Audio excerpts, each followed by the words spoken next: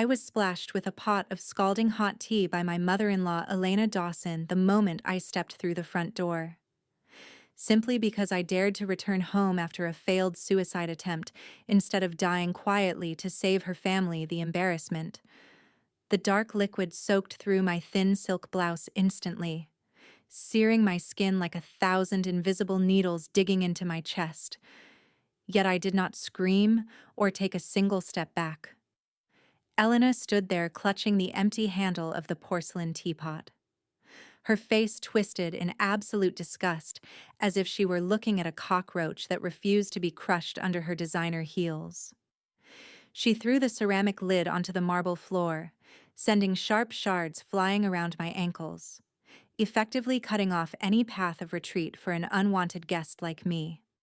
I stood frozen like a statue, keeping my eyes lowered to hide the murderous intent that was flaring up inside me, because I knew that if I looked up right now, my assassin instincts would compel me to snap her wrist before she could utter another insult. Elena stepped closer, her overpowering perfume assaulting my senses, and hissed through her gritted teeth asking why trash like me had the audacity to survive and tarnish the pristine reputation of the prestigious Dawson legacy. I bit my lip until I tasted the metallic tang of blood, reminding myself that I had to endure this burning pain, because the black ledger containing evidence of the Dawson family money laundering was not yet in my possession. Mark Dawson emerged from the living room the second he heard the crash, showing zero concern that his wife was drenched and suffering from burns, but rather looking annoyed that the commotion had interrupted his important business call. He marched toward me, his polished leather shoes clicking on the floor with a cold and rhythmic authority, before he suddenly grabbed a fistful of my hair and yanked my head back so hard I felt my scalp tearing. He leaned in close, his breath reeking of expensive scotch, staring at me with eyes devoid of humanity, filled only with loathing and calculation. Mark threatened in a low growl that if I ever staged another suicide for media attention, he would have me committed to a psychiatric ward and let me rot there until my bones turned to dust. He dragged me effortlessly down the long hallway, not caring if I stepped on the broken ceramics, treating me like a bag of refuse that needed to be hidden away before his elite guests arrived for the evening party. I allowed him to pull me, letting my body go limp to minimize the impact. But my mind was already mapping every exit route, every weaponized object, and every vulnerability in his exposed neck. He shoved me violently against the wall near the staircase, the force compressing my lungs, and the impact combined with the burns on my chest made my vision swim for a brief second. Mark undid his alligator skin belt, the metal buckle clinking with a chilling sound that echoed like a gun cocking, and he snapped the leather through the air to create a sharp whipping noise meant to break my spirit. He declared that I needed to be retaught the rules of being a wife in this high society family, stating that my existence only had value if I remained silent and completely obedient to him and his mother. I shrank back, feigning the trembling fear that my poor sister Sarah had shown 1,000 times before. But through my lowered lashes, I was tracking the tension in his muscles with surgical precision. When Mark raised his arm to deliver a punishing strike to my shoulder, I shifted my weight to the left by a fraction of an inch, just enough to avoid the direct hit while making it look like I was losing my balance in panic. At the exact moment his center of gravity shifted forward to put power into the blow, I subtly hooked the toe of my right shoe behind his ankle. It was a trip so delicate and concealed that no security camera could have caught it clearly, causing Mark to lose his footing completely and hurtle forward with his own momentum. He crashed heavily into the sharp edge of the solid oak console table, and the sickening crunch of a rib cracking against hard wood replaced the sound of the belt hitting my skin. He collapsed onto the floor, clutching his side and groaning in agony, his handsome face turning a deep shade of crimson from a mix of rage and humiliation. While the belt slid across the floor like a dead snake, I immediately dropped to my knees beside him. my face a mask of terrified concern, stuttering apologies and asking if he was hurt. But as my hand touched his shoulder, I pressed my thumb hard into a nerve cluster to amplify his pain tenfold. Mark shoved me away roughly, trying to sit up but failing as the sharp pain in his ribcage forced him back down, his breathing becoming shallow and ragged. I watched him writhe at my feet, a cold sense of satisfaction spreading through my chest. Knowing this was just a light appetizer for the hell that awaited him, Elena rushed in from the living room, screaming for the maids when she saw her precious son on the floor, and immediately turned to slap me across the face, her sharp nails scratching my cheek. I took the blow without flinching, turning my head to hide the cruel smirk that threatened to form on my lips. The servants rushed to help Mark up, casting glances at me filled with silent blame and contempt, whispering among themselves that I was a curse who brought misfortune the moment I returned. I was banished upstairs to the master bedroom to repent, a room that was spacious but felt as cold and empty as a mausoleum. The very place that had imprisoned my sister Sarah and crushed her hope for 3 long years. The moment the heavy door clicked shut, I dropped the facade of the submissive wife and transformed back into the predator surveying her new territory. I walked past the vanity table, trailing my fingers over the expensive cosmetics Sarah was never allowed to use, while my eyes scanned every corner of the room for the surveillance devices I knew Mark had installed. My instincts were sharp, and I quickly spotted the tiny red blinking light inside the smoke detector on the ceiling and a pinhole camera hidden cleverly behind the glass of an abstract painting facing the bed. Sarah's life had not just been a domestic hell, but a panopticon prison where her most private moments were watched and controlled. I retreated into the bathroom, the only blind spot, and turned the shower on full blast to create a wall of white noise against any listening devices. Looking in the mirror, I saw the angry red blisters forming on my chest and the bleeding scratch on my cheek. But the eyes staring back were burning with an unquenchable fire of vengeance. I opened the medicine cabinet and found an old tube of burn ointment and some gauze, evidence that Sarah had been forced to treat her own wounds many times after Mark's violent outbursts. As I bandaged myself, I recalled the final desperate text messages Sarah had sent me, begging for help and mentioning a black ledger she had accidentally seen in Mark's secret safe. That ledger contained the detailed records of the Dawson Corporation's money laundering for international crime syndicates, and it was the only weapon powerful enough to send this entire family to prison and strip them of every penny they possessed. Sarah had hidden it before they pushed her to the brink, and now my mission was to retrieve it before Mark suspected my true identity. I knew I could not kill Mark or Elena right now because death was too easy an escape for their crimes. I wanted them to live in fear, to watch their empire crumble piece by piece before they lost everything. I stepped out of the bathroom wearing a modest house dress that covered my wounds and sat on the edge of the bed, looking directly at the hidden camera lens behind the painting.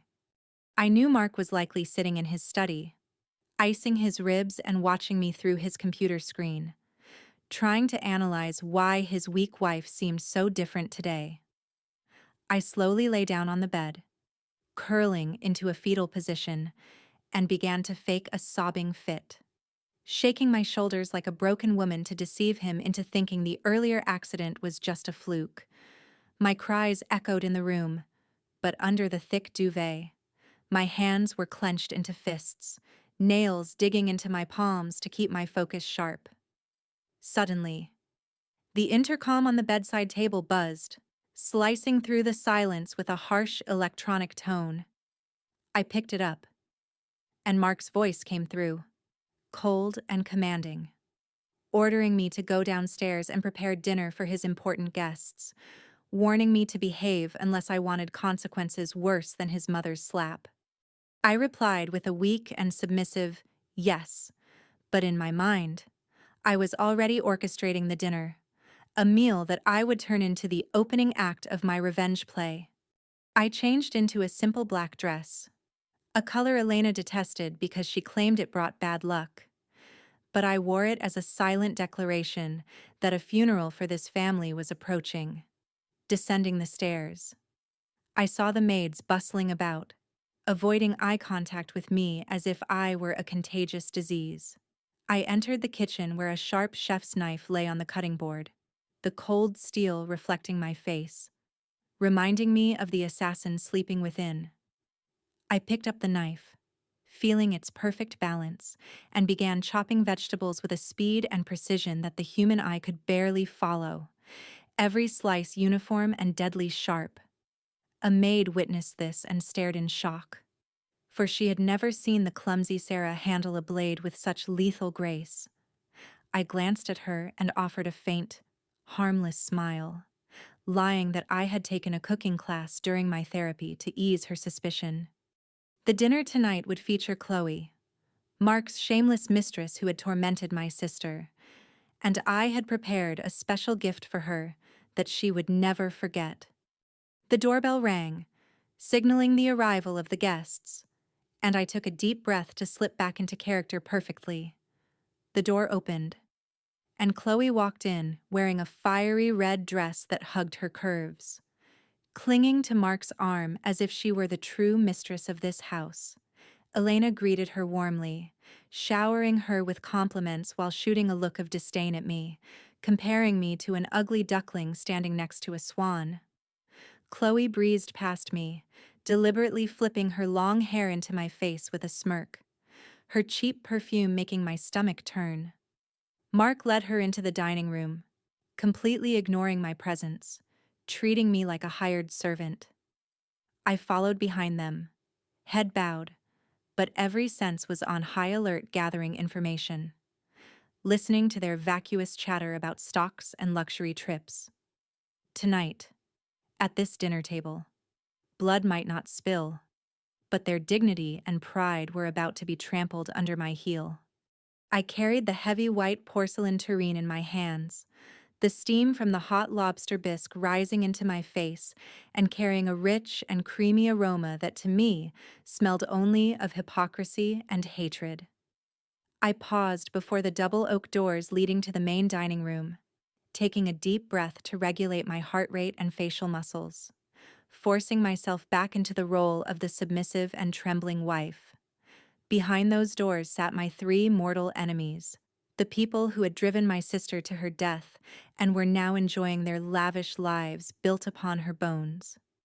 I nudged the door open with my foot and stepped into the magnificent space illuminated by a crystal chandelier hanging from the high ceiling, its golden light reflecting off the silverware and expensive glass to create a scene so perfect it was sickening. Mark sat at the head of the table, one hand clutching his injured side while his face grimaced with every small movement. Yet he still tried to project authority as his other hand held Chloe's slender fingers. Elena sat opposite them, laughing happily with her son's mistress, completely ignoring my presence as if I were nothing more than an invisible ghost passing through their banquet.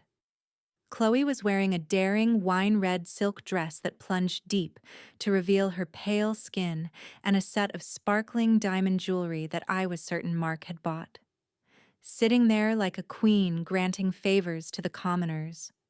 The moment I placed the soup tureen in the center of the table, the laughter ceased abruptly, replaced by a suffocating and tense silence where only the faint clinking of silverware could be heard.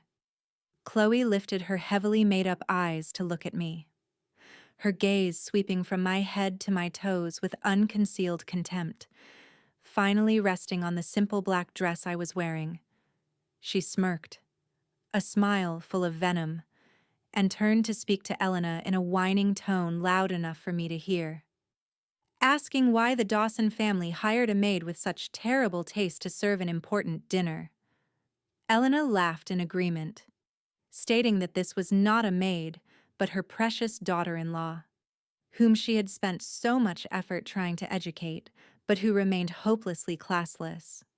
I bowed my head, clasping my hands in front of my stomach, pretending to be ashamed and humiliated by their taunts, But in reality, I was observing Chloe's seating position and calculating the necessary angle of impact for the upcoming scene.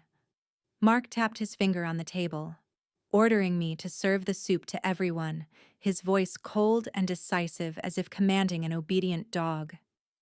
I picked up the silver ladle, allowing my hand to tremble slightly to show fear, and began to scoop the steaming dark orange soup into Elena's bowl first.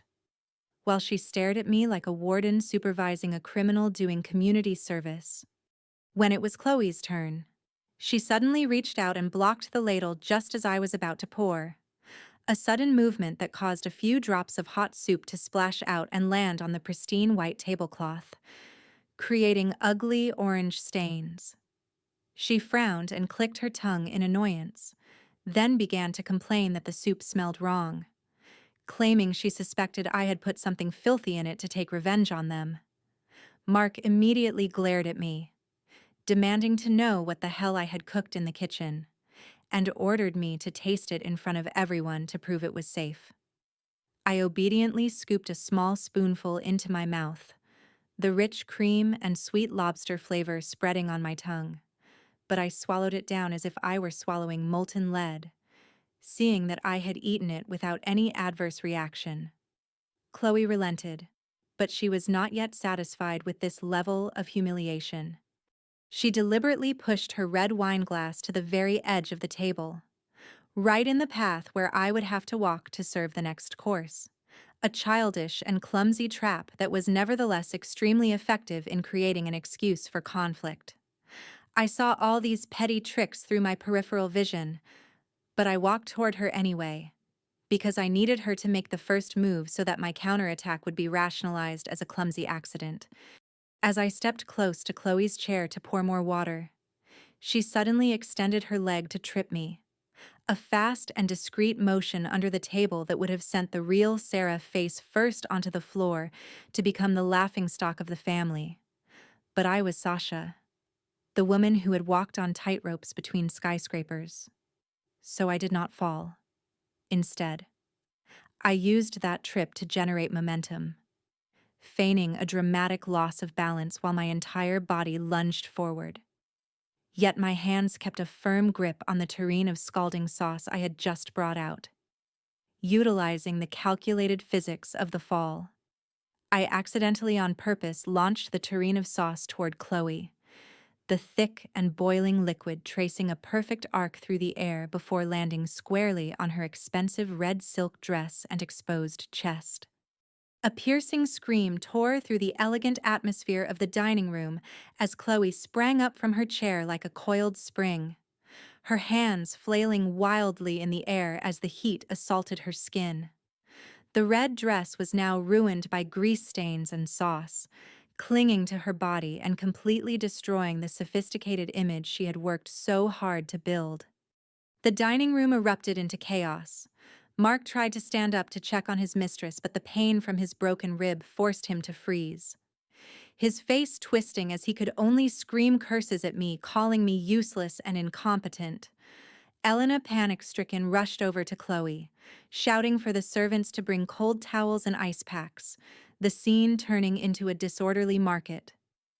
I stood there clutching the empty tureen, my face pale with feigned terror, stuttering profuse apologies that I had tripped and that I did not mean to do it.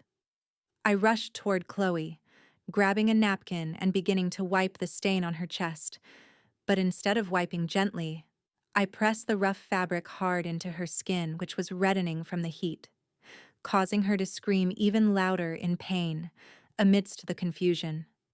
I leaned close to Chloe's ear, using her screams to mask my cold whisper, a voice that definitely did not belong to Sarah. I told her that the sauce was hot, but not as hot as the hell waiting for homewreckers and murderers, and advised her to be careful because accidents could happen at any time in this cursed house. Chloe stared at me, terror visible in her widened eyes. She pushed me away violently and pointed a finger at my face, unable to speak because she was in shock from what she had just heard. Elena turned back, intending to slap me again to vent her anger on behalf of her son and his mistress, her hand adorned with heavy diamond rings raised high in the air. But this time, I did not bow my head to take the hit. I snapped my head up, looking straight into her eyes with a sharp and deadly gaze. The eyes of someone who had seen so much death that fear was a foreign concept. In that brief second, Elena froze, her arms suspended in mid-air. She felt a cold aura of killing intent radiating from me, an invisible pressure that sent a shiver down her spine. That was not the look of her weak daughter-in-law Sarah. That was the look of a predator watching its prey struggle before delivering the finishing blow. She slowly lowered her hand, a vague fear beginning to creep into her mind, and her voice trembled as she ordered me to get out of the dining room immediately and not to appear until the party was over. I bowed with sarcastic mockery, saying yes, mother, then turned and walked away, leaving behind a chaotic battlefield with the sound of Chloe's whining sobs and Mark's impotent shouting. I returned to the kitchen where the maids were whispering about the accident, looking at me with a mix of fear and curiosity. Unable to understand why the gentle wife had caused such a catastrophic incident today, I calmly washed my hands under the cold water tap, the stream washing away the grease on my skin, but unable to wash away the thrill rising in my blood. The first step of the plan was successful. I had planted doubt and fear in the hearts of my enemies while ruining the evening they intended to use to humiliate my sister. Mark would suspect I was clumsy, Chloe would be terrified by the threat, and Elena would be haunted by that look. I took a tiny black burner phone out of my apron pocket, one I had hidden carefully, and sent an encrypted message to Jack.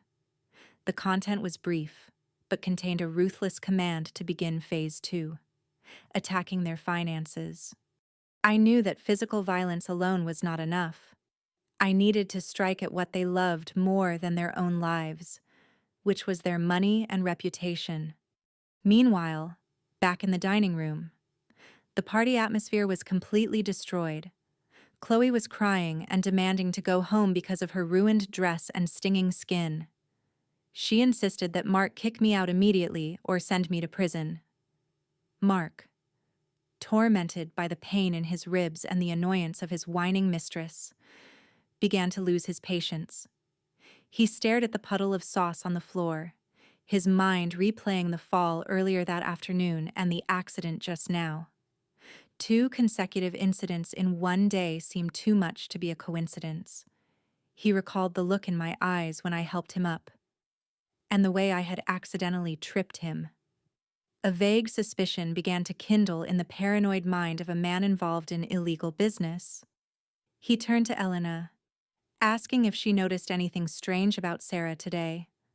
Elena was still trembling in her chair, clutching her chest. She said she felt like she had looked into the eyes of a demon, not the country girl from before.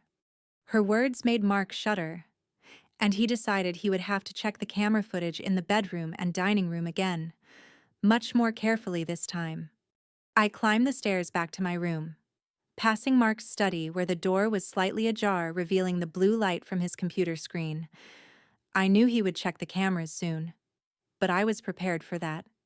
Jack had hacked into the house security system 10 minutes ago, replacing the footage of me tripping Mark with a perfect deepfake simulation where I genuinely tripped over my own feet due to the slippery floor. Technology was the weapon of the new age, and I possessed the most advanced arsenal.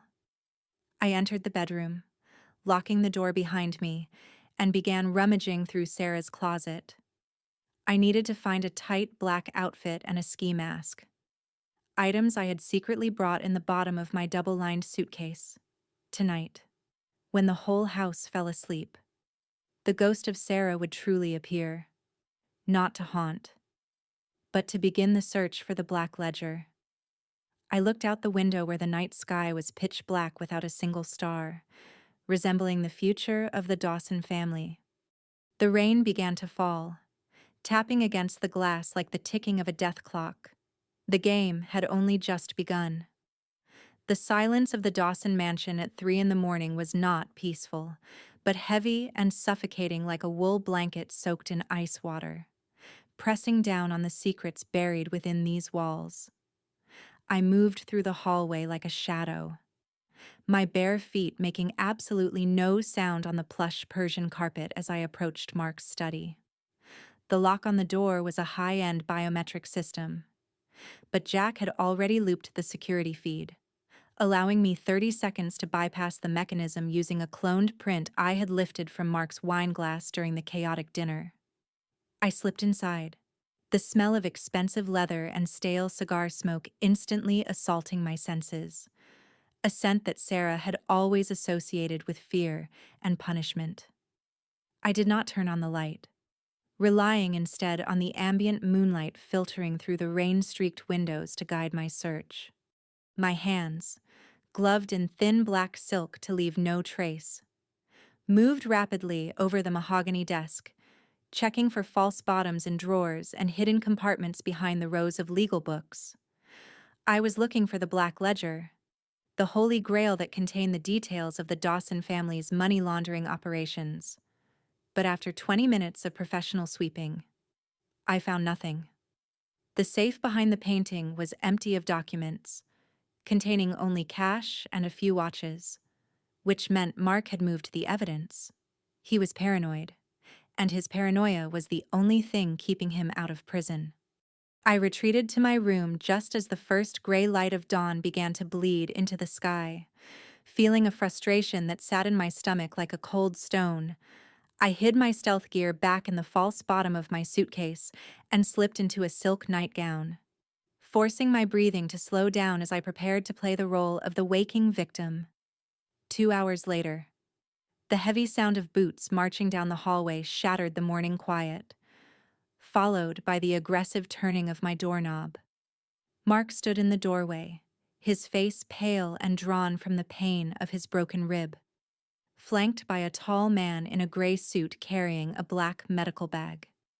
This stranger had the cold, dead eyes of a shark and a smile that did not reach them, radiating an aura of clinical cruelty that I recognized immediately from my time in the underworld. Mark introduced him as Dr. Sterling, a specialist in acute hysteria, and claimed that my behavior yesterday proved I was having a psychotic break and needed immediate chemical intervention. It was a classic move in the playbook of the wealthy elite, using the medical system to silence inconvenient wives by labeling them insane and locking them away in private facilities where the law could not reach them. Dr. Sterling stepped into the room, closing the door behind him with a finality that sounded like a prison cell locking, and set his bag on the vanity table. He did not ask me how I felt or check my vitals. Instead, he immediately began preparing a syringe, drawing a clear liquid from a vial labeled with a name I knew well. It was a powerful sedative used in psychiatric wards to knock out violent patients for 12 hours straight. A chemical leash that would strip me of my will and my ability to fight. Mark sat in the armchair in the corner, holding his side, watching the scene with a twisted satisfaction, believing he had finally found the solution to his problem. He told me to cooperate and take my medicine so I could get the rest I desperately needed, his voice dripping with fake concern. I backed away toward the bed, feigning terror, my eyes darting between the needle and the window, acting exactly like a trapped animal. I pleaded with Mark, asking why he was doing this, begging him not to let this stranger touch me. But my mind was calm, calculating the distance between me and the doctor, the angle of his approach, and the viscosity of the drug in the syringe. The doctor approached me with the syringe held high, speaking in a soothing, condescending tone that made my skin crawl, telling me it would only be a small pinch and then I would float away to a happy place. He cornered me against the headboard, his free hand reaching out to grab my arm to stabilize it for the injection. This was the moment. The arrogance of these men was always their undoing. They saw a fragile woman in a silk nightgown, not the predator who had dismantled cartels. As his hand clamped onto my bicep, I let out a sharp cry of fear to mask my movement. I slumped forward as if fainting from terror, my sudden drop in weight catching him off guard. As he instinctively reached out to catch me, I grabbed his wrist, the one holding the syringe, and twisted it with a precise, brutal torque that forced his hand backward.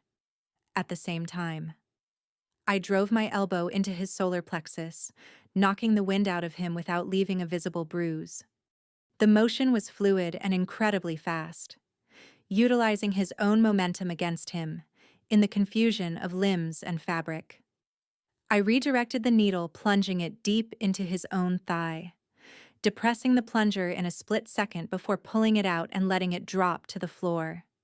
Dr. Sterling gasped, his eyes bulging as the high dose of sedative flooded his system almost instantly. He stumbled back, clutching his leg, trying to comprehend what had just happened.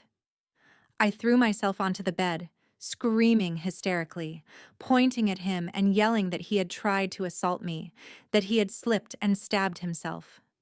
Mark struggled to get up from the chair, shouting in confusion, demanding to know what the hell was going on. The doctor tried to speak, to explain that I had attacked him. But his words came out as a slur, his eyelids drooping heavily as the chemical fog took over his brain. He swayed like a drunkard, his legs giving way beneath him, and crashed to the floor with a heavy thud, knocking over the vanity stool. I curled up in the corner of the bed, sobbing loudly into my hands to cover the sound of my even breathing. Mark stared at the unconscious doctor, then at me, completely bewildered. The narrative I had presented was plausible: a struggle, a clumsy doctor, an accidental injection. It was messy, but it bought me time and neutralized the immediate threat. Mark cursed loudly, grabbing his phone to call his private security team to deal with the unconscious doctor. Knowing he could not call an ambulance without explaining why he had a quack psychiatrist drugging his wife in her bedroom.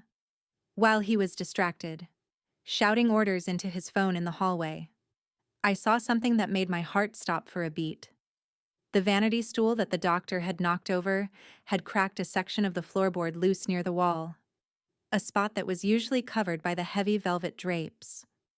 Sarah had mentioned in her diary a hiding spot she used when she was a child, a place where she kept her treasures safe from the world. I slid off the bed, moving silently while Mark's back was turned, and pried the loose board up with my fingernails. Beneath it, nestled in the dust and shadows, was not the ledger, but a small, ragged teddy bear that I recognized instantly. It was Mr. Cuddles, the bear we had shared when we were 5 years old. I pulled it out, feeling something hard inside its stuffing. I ripped the seam of the bear open, my fingers brushing against cold metal. It was a small, silver key with a number engraved on it, 104. It looked like a key to a locker, perhaps at a train station or a private bank vault. This was it. Sarah had not kept the ledger in the house because she knew nowhere here was safe. She had moved it off-site. And this key was the only map to its location. I shoved the key into the waistband of my underwear, hiding the bear back under the floorboard just seconds before Mark re-entered the room. He looked at the doctor snoring on the floor, then at me, his eyes narrowing with a mixture of suspicion and fear. He could not prove I did anything, but his instincts were screaming that something was wrong. He told me to stay in the room and lock the door, saying he had to deal with this mess. He dragged the doctor out by the feet. Closing the door behind him, I heard the lock click from the outside. He was locking me in, but he had just given me the greatest gift possible. I had the key. I spent the next hour pacing the room, my mind racing. The key was useless if I remained a prisoner in this house. I needed to get out, locate the locker, and retrieve the ledger. But Mark would be doubling security now. I walked to the window and looked down at the garden. The drop was about 20 feet. manageable for me. But doing it in broad daylight with cameras everywhere was suicide. I needed a distraction, something big enough to draw every eye in the house away from the perimeter. My phone vibrated in my pocket. It was a message from Jack. He had found something interesting in the Dawson Company financials. A massive transfer of funds scheduled for tomorrow morning to an offshore account in the Cayman Islands.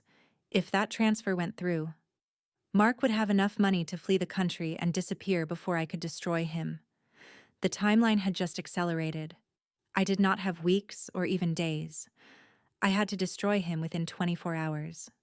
I sat down at the small writing desk, picking up a pen and a piece of paper. If I could not leave the house physically yet, I would send a ghost out to haunt him.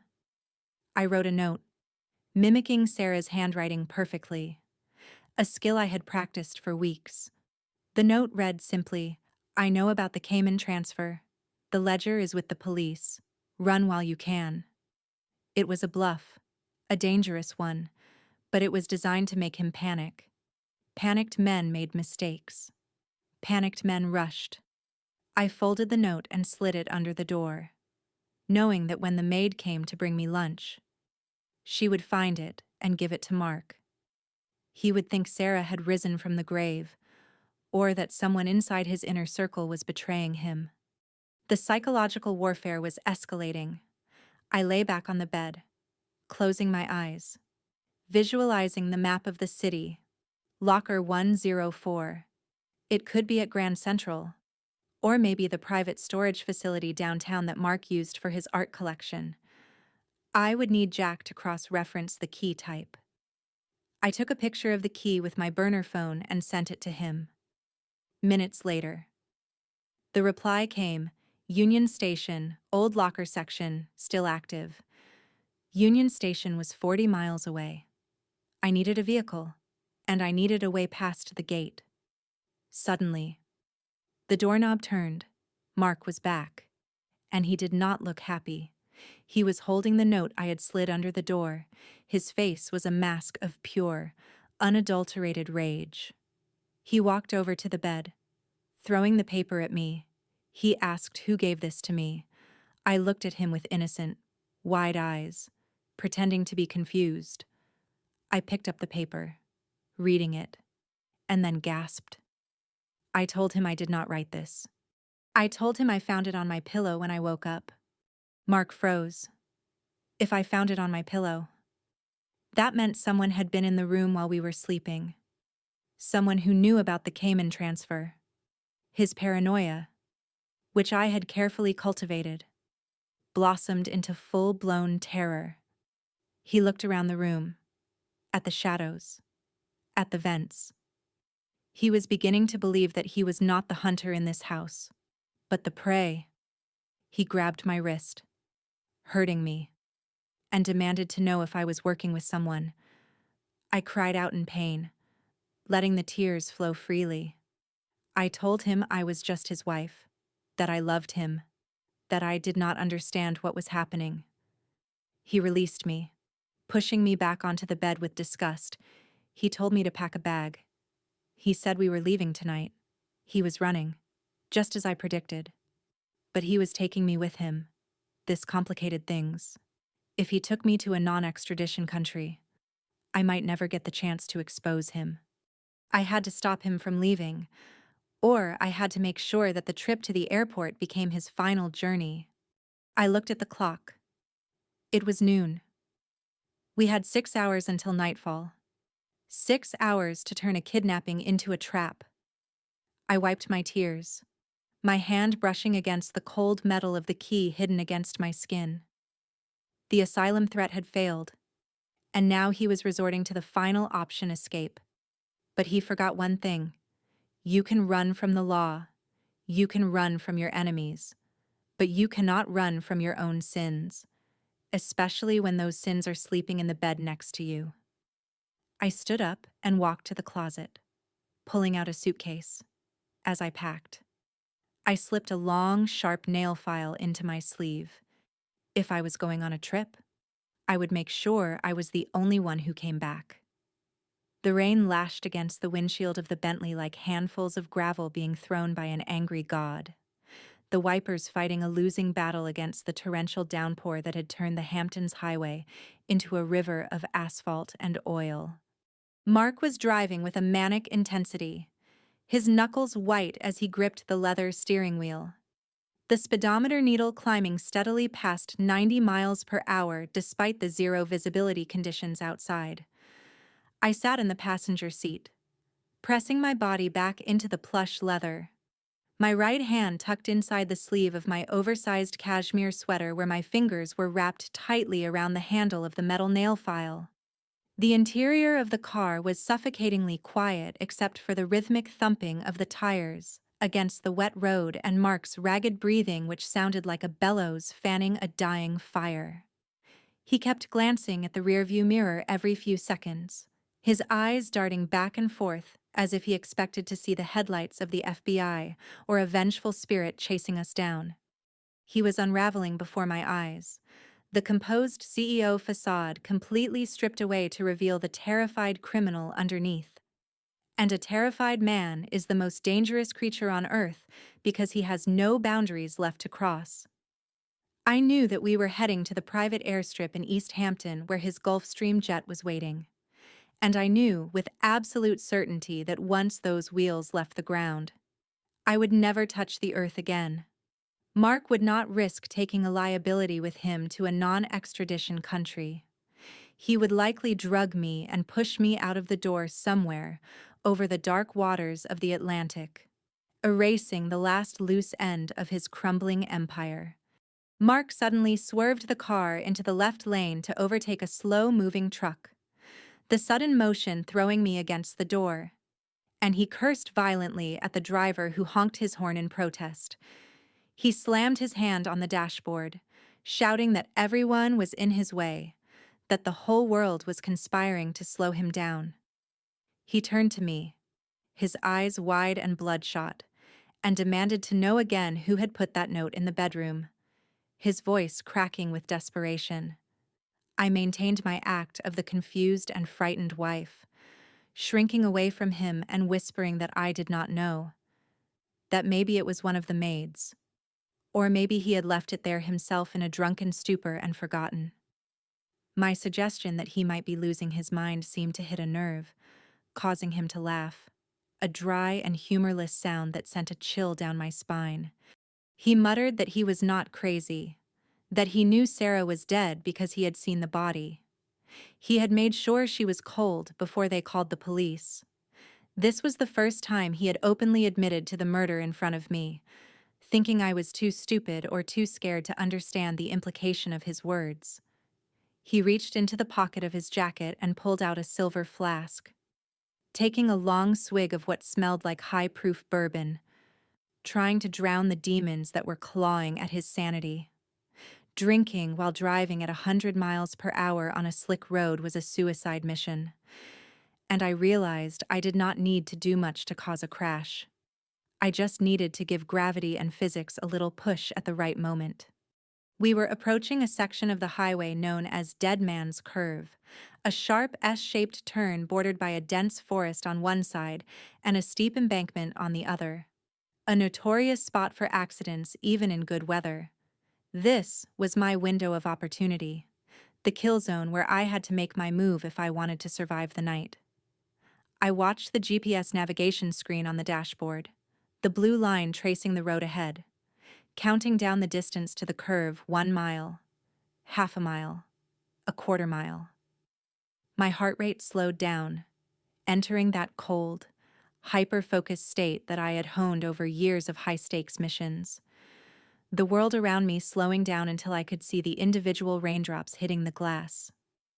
Mark took another drink from the flask, his eyes lingering on the bottle for a split second too long, taking his attention off the road just as the warning sign for the curve flashed past the window. I slowly slid the nail file out of my sleeve, the serrated metal edge feeling cool against my palm, and positioned it for a strike. Not to kill, but to incapacitate the leg that controlled the brake pedal. I needed him unable to stop the car.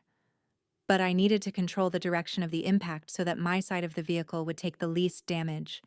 I braced my legs against the floorboard, locking my body into a rigid position to absorb the coming shock, and waited for the speedometer to hit the red line. "Mark, look out!" I screamed, my voice piercing the silence not with fear, but with a calculated frequency designed to startle him. As his head snapped up in panic, I drove the pointed tip of the nail file hard into the quadriceps muscle of his right leg, just above the knee. He roared in pain, his leg instinctively jerking back and locking straight, causing his foot to slam down onto the gas pedal instead of the brake. The engine roared like a wounded beast, the car surging forward with a burst of acceleration just as we entered the first bend of the curve. Mark lost control of the steering wheel, his hands flying off the leather as he reached for his injured leg, and the heavy luxury vehicle began to drift sideways across the wet asphalt. I reached over, grabbing the steering wheel not to correct the slide, but to guide it, pulling it sharply to the right toward the wooded embankment where the trees would act as a crumple zone. The tires screamed in protest, a high-pitched shriek that was drowned out by the sound of metal crunching against the guardrail.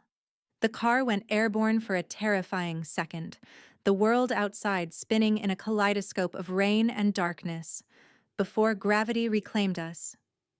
We crashed through the underbrush, the windshield shattering into a million diamonds as we struck a thick pine tree, the airbag detonating in my face with the force of a prizefighter's punch.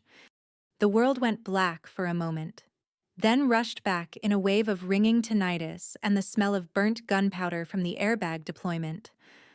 I was disoriented, my chest aching where the seatbelt had dug in, but I did not feel any broken bones. My preparation and bracing had saved me from severe injury. Beside me, Mark was slumped over the deflated airbag, moaning softly, blood trickling from a cut on his forehead, his leg likely useless from the stab wound and the impact. The car was resting at a steep angle in a ditch, steam hissing from the crushed radiator, the rain pouring in through the broken windshield to mix with the fluids leaking from the engine.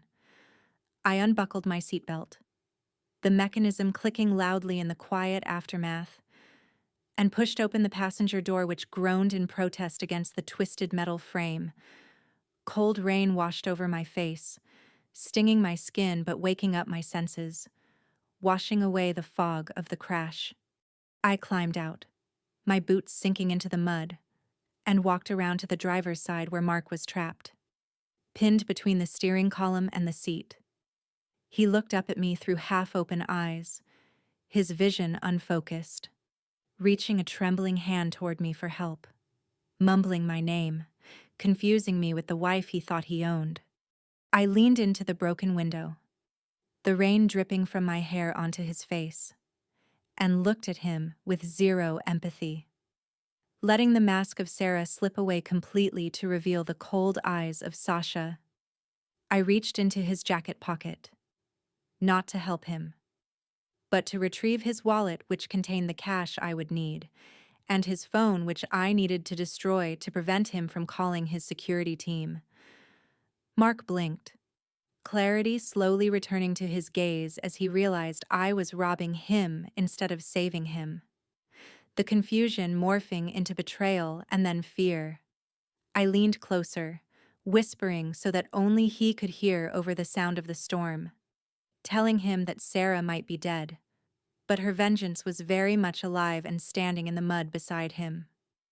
I told him to enjoy the rain because it would be the last clean thing he would feel for a long time. I took the nail file which had fallen onto the floor mat, wiping it on his expensive suit jacket, and slipped it back into my pocket. I did not kill him. Leaving him there for the police or the ambulance was a crueler punishment. He would survive to see his empire burn, and that was the true torture. I turned my back on the wreckage and began to climb up the muddy embankment toward the highway, leaving the man who thought he was a king to rot in his broken chariot. I reached the highway, the asphalt slick and black under the streetlights, looking like a snake stretching into the darkness. I was drenched, shivering, and bruised. But I felt a surge of adrenaline that was more intoxicating than any drug. I checked Mark's wallet, finding $3,000 in cash, enough to get me to Union Station and buy a ticket to anywhere once I had the ledger. I started walking north, keeping to the shadows of the shoulder, flagging down the first vehicle that approached. A beat-up pickup truck carrying farm equipment.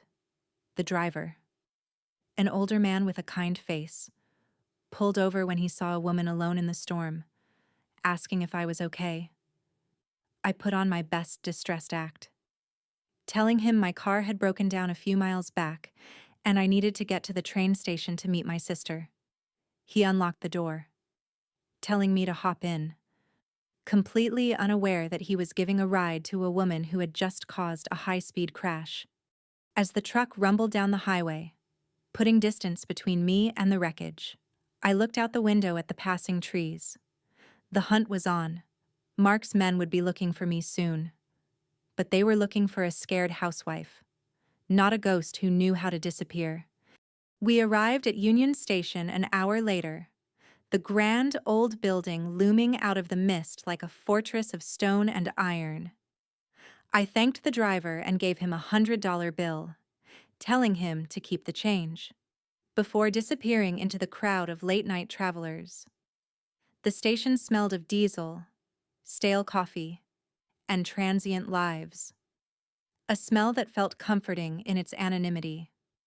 I pulled the hood of my sweater up to cover my face, avoiding the security cameras as I navigated toward the old locker section in the East Wing, a place that time and renovation had largely forgotten.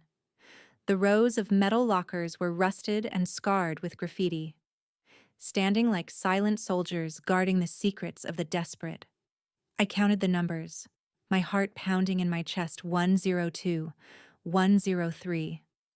And there it was, locker 104. It was dented and covered in dust, looking like it hadn't been touched in years. I pulled the silver key from my waistband, my hand trembling slightly, not from fear, but from anticipation. This was it, the moment of truth. I inserted the key into the lock, the metal feeling cold and stiff. I turned it, holding my breath, praying that Mark hadn't found it first, praying that Sarah hadn't moved it.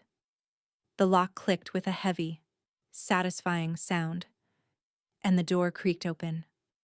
The locker was dark inside, but I could see a rectangular shape wrapped in a plastic garbage bag sitting on the bottom shelf. I reached in and pulled it out, the package feeling heavy and solid in my hands. I tore open the plastic, revealing a thick, leather-bound book with no title on the cover. I opened it to a random page, and there they were, columns of numbers, dates, names of shell companies, and bank accounts in Switzerland and the Caymans. It was all here. The smoking gun, the death warrant for the Dawson Empire. I clutched the ledger to my chest, a wave of relief washing over me, but it was short-lived. A heavy hand suddenly clamped down on my shoulder, spinning me around. I found myself staring into the chest of a man wearing a dark security uniform. But his face was not that of a station guard. He was wearing an earpiece, and I saw the distinct bulge of a shoulder holster under his jacket. Mark's private security had arrived faster than I calculated. He smiled, a cruel, predatory grin, and whispered that Mr. Dawson wanted his book back. I did not panic. I did not scream. I looked him in the eye and smiled back, a smile that made his grin falter. I dropped the ledger, letting it fall to the concrete floor with a heavy thud, freeing my hands. He looked down at the book instinctively. A rookie mistake. In that split second, I drove the heel of my palm upward into his chin, snapping his head back, and followed it with a knee to the groin. He crumpled to the floor, gasping for air. I scooped up the ledger and ran, sprinting through the station, dodging commuters and jumping over benches. I burst out the side exit into the rainy night, the sirens of police cars wailing in the distance, But they were not coming for me. They were heading to the highway crash site. I was alone. I had the evidence. And now I had a target on my back the size of New York City. I disappeared into the dark alleyways, becoming one with the shadows. The chase was over, but the war had just begun. The city rain had turned into a freezing drizzle that soaked through my clothes and chilled me to the bone. But I kept moving through the labyrinth of back alleys in the Bronx, avoiding the main avenues where police cruisers and black SUVs were prowling like sharks. I clutched the leather-bound ledger against my chest under my jacket, feeling its weight not just as a book, but as the tombstone for the Dawson Empire. My destination was an abandoned textile factory on the waterfront, a place that looked like a rotting skeleton of the industrial age, but concealed one of the most sophisticated safe houses on the East Coast. I reached the rusty service door at the rear, tapping a rhythmic code on the metal frame that only 2 people in the world knew. The heavy door groaned open, revealing a slice of darkness that swallowed me whole as I stepped inside. The smell of damp concrete and old oil replacing the stench of the city trash. A figure emerged from the shadows, illuminated only by the blue glow of server racks humming in the background. It was Jack, also known as the Ghost. A man whose face was scarred by fire and whose fingers danced on keyboards faster than most people could think. He did not ask if I was okay. He simply extended a hand for the ledger, his eyes scanning my bruised face with a clinical assessment of damage versus functionality. Jack took the book to a workstation surrounded by 6 monitors, placing it under a high-resolution scanner while I stripped off my wet jacket and checked the ammunition in the pistol I had taken from the guard at the station. He flipped through the pages, his brow furrowing as he realized what I had already suspected during my run. The pages were filled with numbers. Yes, but they were gibberish, a chaotic sequence of alphanumerics that made no sense without a cipher key. This was not a simple accounting book. It was a physical 2-factor authentication device, meaning the numbers here corresponded to a digital algorithm that only Mark Dawson's biometric signature could unlock. Jack cursed under his breath, typing furiously to run a decryption program. But the screen flashed red with access denied warnings. He turned to me and said that without Mark's retina scan or his personal encryption key, this book was just a paperweight. We had the lock, but the key was currently lying in a hospital bed somewhere in Manhattan, surrounded by police and lawyers. I looked at the screens, seeing the flow of data representing billions of dollars moving through the invisible veins of the internet. I told Jack that if we could not open the door, we would make the owner open it for us. We were going to trigger a financial fire alarm that would force Mark to access his accounts immediately, exposing his password in real time. We initiated the plan, which we called the $1 Million Trap, a daring cyber attack designed to simulate a massive security breach in the Dawson offshore accounts. Jack routed a signal through a dozen proxy servers in Russia and China, making it look like a rival syndicate was draining the Cayman Island funds. Within seconds, the monitors showed the panic spreading through the banking system, red lights blinking as the automated defenses kicked in. Now we had to wait. In a VIP hospital room at Lenox Hill, Mark Dawson would be receiving a frantic call from his bankers telling him that his fortune was evaporating. He would have no choice but to log in to the mainframe using his master key to freeze the assets. I watched the clock on the wall, the seconds ticking by like heartbeats. 1 minute passed, 2 minutes. Then, a signal spiked on the 3rd monitor. Someone was accessing the Cayman server. The location tag traced back to a secure IP address at Lenox Hill Hospital. Mark had taken the bait. Jack's fingers flew across the keyboard, deploying a Trojan horse virus that latched onto Mark's login stream, recording every keystroke and capturing the biometric data packet he sent to verify his identity. On the screen, a progress bar appeared, showing the data extraction 20%, 40%, We were stealing the keys to the kingdom right from under his nose. But then, the bar stopped at 80% and turned a menacing shade of crimson. The text on the screen changed from downloading to trace complete location found. My blood ran cold. Mark was not just a paranoid businessman. He had installed a dead man's switch.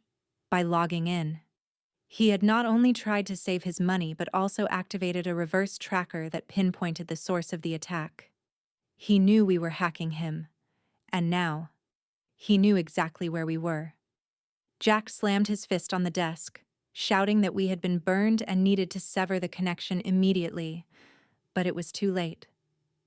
The facility's external sensors triggered an alarm, a low, pulsating tone that signaled a perimeter breach. On the security feeds, I saw 3 black SUVs screeching to a halt in the alleyway outside.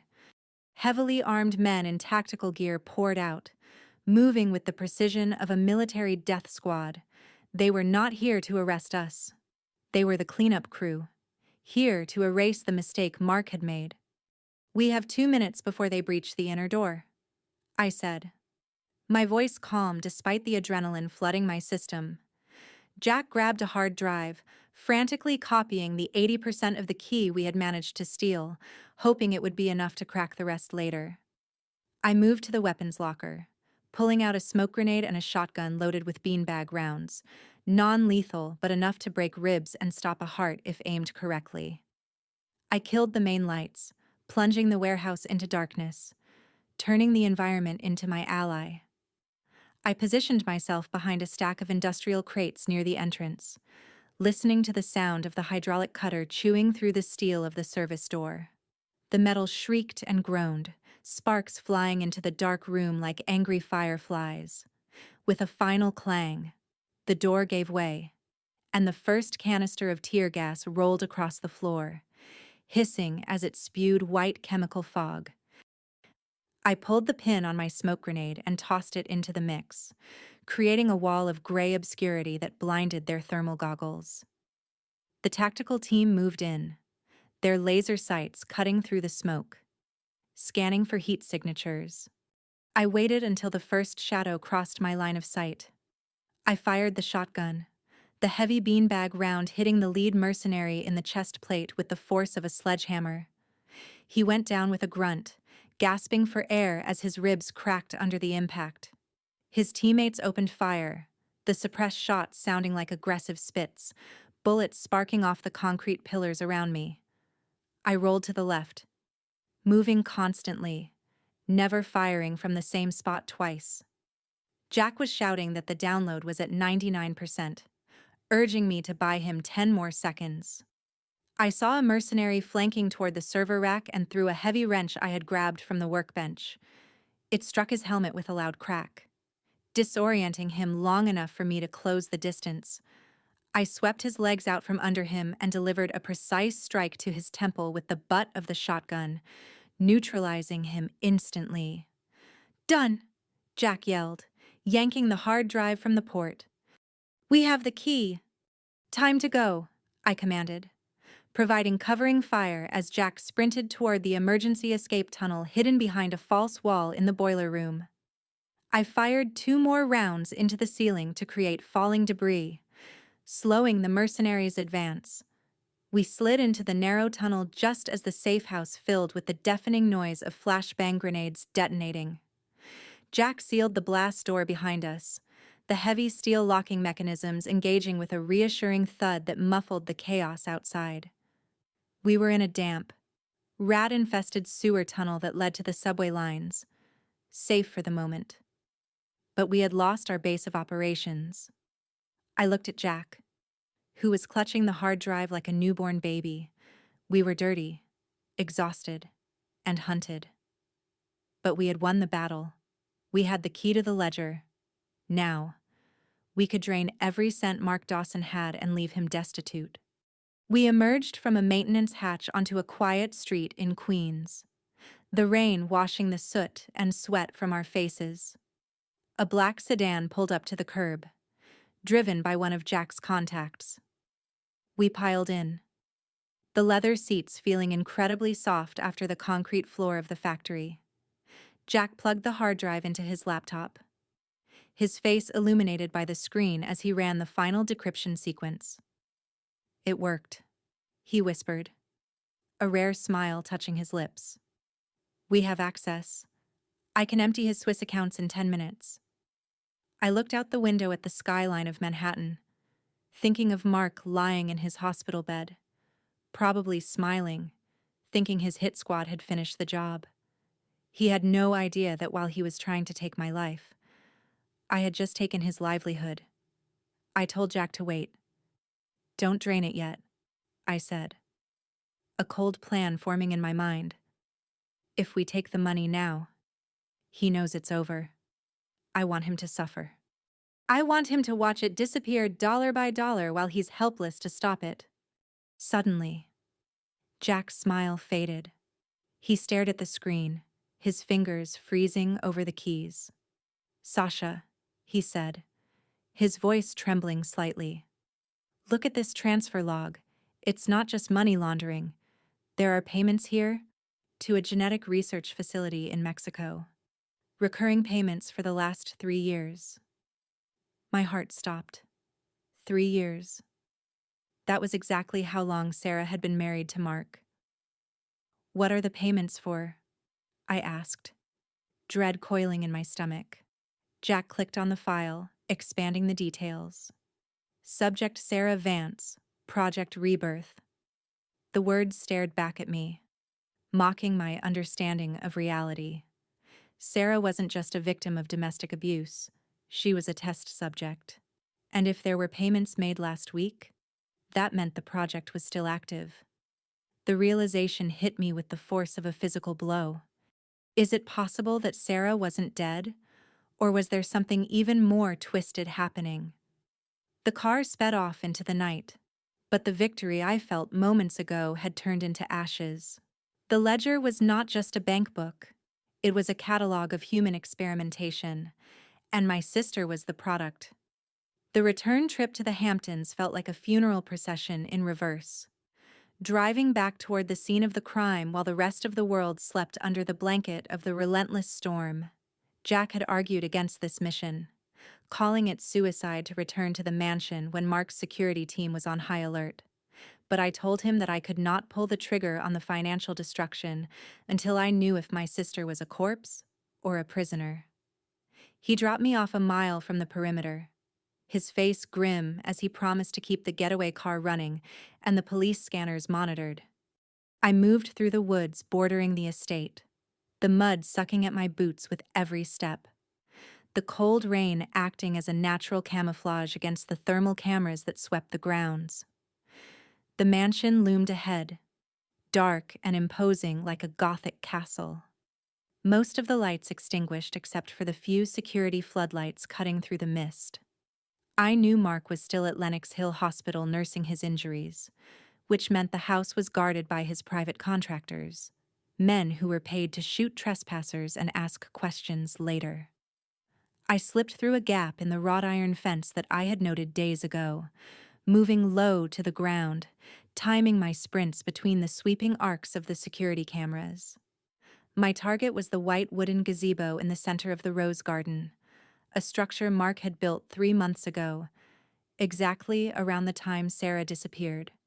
Sarah's diary had been specific about his threat. He had told her that she would become part of the foundation of his perfect life, a literal and metaphorical warning that I was now taking very seriously. I reached the gazebo, the white paint gleaming ghostly pale in the moonlight, the smell of wet earth and blooming roses creating a sickly sweet aroma that made my stomach turn. I crawled under the wooden lattice skirting, dragging a heavy steel shovel I had stolen from the groundskeeper's shed, the metal scraping softly against the stone pebbles. The space underneath was cramped and dark, smelling of mold and decay. A perfect place to hide a secret forever. According to the blueprints I had memorized from the city archives, the concrete foundation for the central pillar had been poured hurriedly in the middle of the night. A violation of construction codes, that had been smoothed over with bribes. I lit a small tactical flashlight, holding it in my mouth, and began to dig at the earth surrounding the concrete slab. The ground was soft from the rain, but the work was grueling, my muscles burning as I shoveled wet clay and stone, creating a trench around the suspicious area. I worked with a rhythmic intensity, ignoring the fatigue, driven by a terrifying hope that I would not find my sister here, if she was here. My vengeance would be absolute, if she was not. My mission would transform into a rescue operation against impossible odds. After 20 minutes of back-breaking labor, the tip of my shovel struck something that did not sound like rock or concrete, but rather a hollow, dull thud of wood against metal. My heart hammered against my ribs like a trapped bird. I dropped the shovel and fell to my knees, clawing at the remaining dirt with my gloved hands, tearing away the roots and mud until I exposed the lid of a large, wooden crate.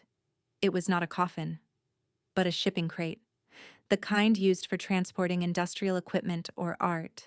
It was roughly the size of a human body.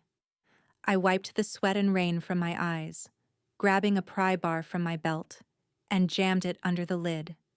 With a groan of effort that I prayed was masked by the thunder rolling overhead, I leveraged the wood upward.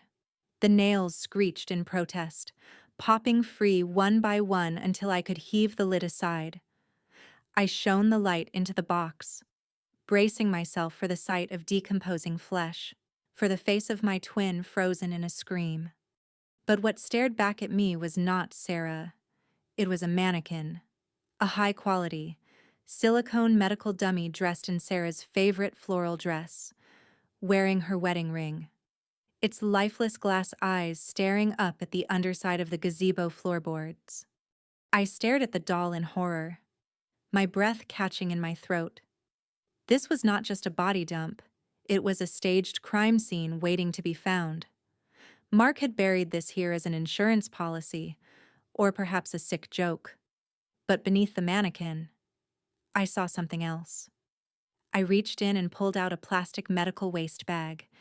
Inside was a set of hospital documents and a used IV bag labeled sedative, transport grade. The realization hit me with the force of a physical blow.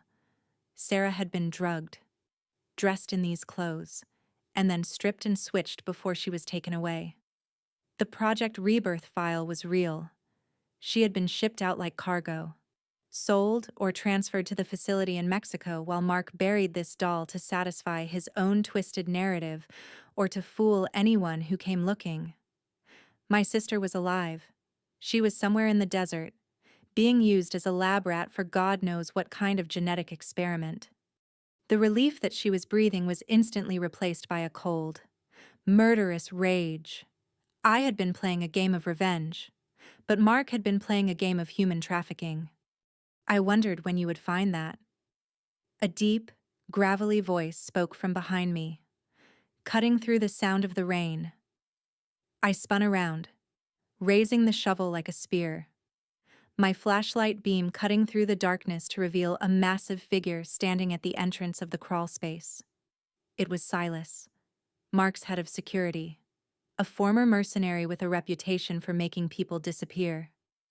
He was holding a taser in one hand and a combat knife in the other, a cruel smile playing on his scarred lips. He told me that Mr. Dawson had bet $1,000 I would come back to the house, but he had bet I would run. He said it was a shame I had to lose, because the punishment for trespassing a second time was going to be permanent. He did not know who I was. He still thought I was the erratic, troublesome wife who had somehow developed a spine. He lunged at me, the taser crackling with blue electricity, aiming for my neck. In this cramped space, I had no room to maneuver, no room to run. I had to end this fast, and I had to be brutal. I dropped to my back, kicking upward with both legs, driving my boots into his chest just as he entered the crawl space. The impact knocked the wind out of him, sending him crashing backward into the mud outside the lattice. I scrambled out after him, swinging the shovel with all my strength. He rolled to the side, the metal blade slicing into the wet earth where his head had been a split second ago.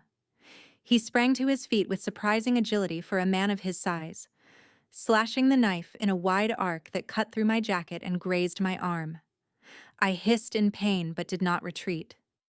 I used the length of the shovel to keep him at bay, parrying his knife thrusts with the wooden handle. He laughed, taunting me, calling me a feisty little thing, saying he would enjoy breaking me before he put me in the ground next to the doll. He lunged again, overconfident, expecting me to cower. Instead, I stepped into his guard, dropping the shovel and grabbing his knife wrist with both hands. I twisted his arm outward, using the leverage to force the blade away from my throat, and drove my knee hard into his groin. Silas grunted, his eyes crossing in pain, his grip on the knife loosening. I ripped the weapon from his hand and tossed it into the darkness. He roared, abandoning technique for brute force, tackling me into the mud. We rolled over the wet grass, grappling for dominance, his heavy hands closing around my throat, squeezing the air from my windpipe. Black spots danced in my vision, the rain feeling cold on my burning face. He whispered that I should just die and make it easy. My hand scrabbled in the mud, searching for anything, a rock, a stick. My fingers closed around the cold metal of the pry bar I had dropped earlier, with the last reserve of oxygen in my lungs. I swung the bar in a short, vicious arc, striking him hard on the temple. The sound was a dull thud, sickening and final. His grip instantly slackened, his eyes rolling back in his head as he collapsed on top of me, unconscious. I shoved his heavy body off me, gasping for air, the sweet taste of oxygen rushing back into my lungs. I sat up, shivering, looking down at the man who had intended to kill me. I searched his pockets, my hands shaking from the adrenaline dump. I found his phone and unlocked it using his unconscious face. I scrolled through his messages until I found a thread with an unknown number. The latest message read, "Package arrived safely in Sonora. Phase 2 begins tomorrow." There was a GPS coordinate attached. Sonora, Mexico. I had the location. I had the proof. I stood up, looking back at the gazebo one last time.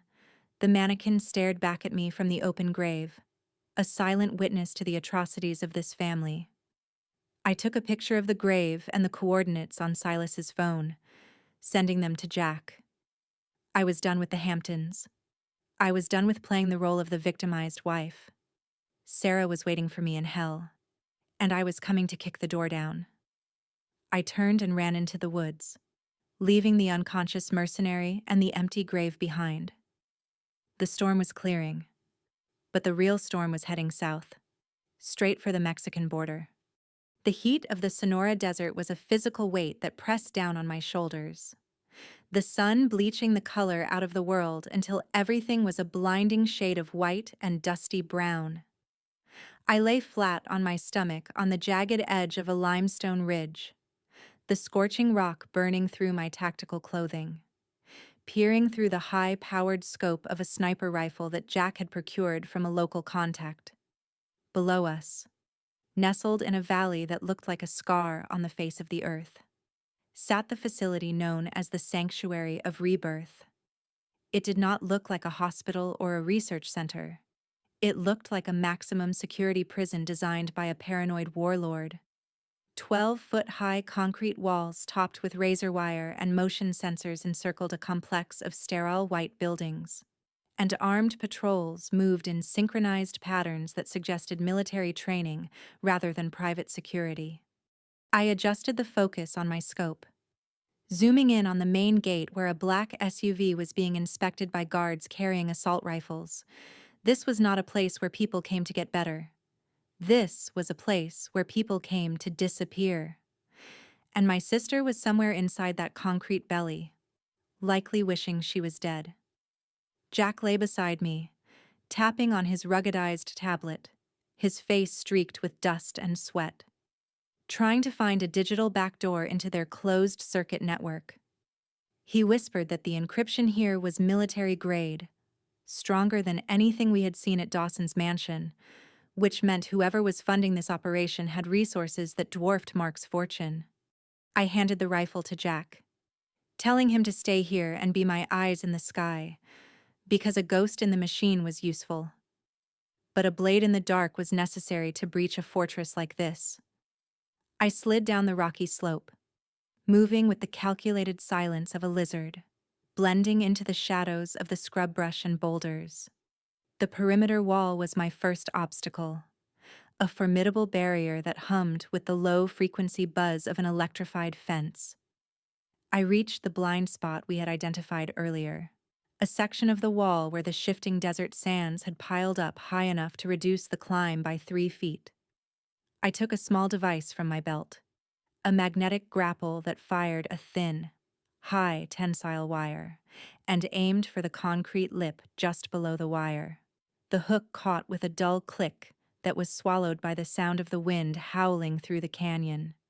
I pulled myself up, muscles straining against gravity, and vaulted over the razor wire with a gymnast's precision, landing in a crouch on the hard-packed dirt inside the compound.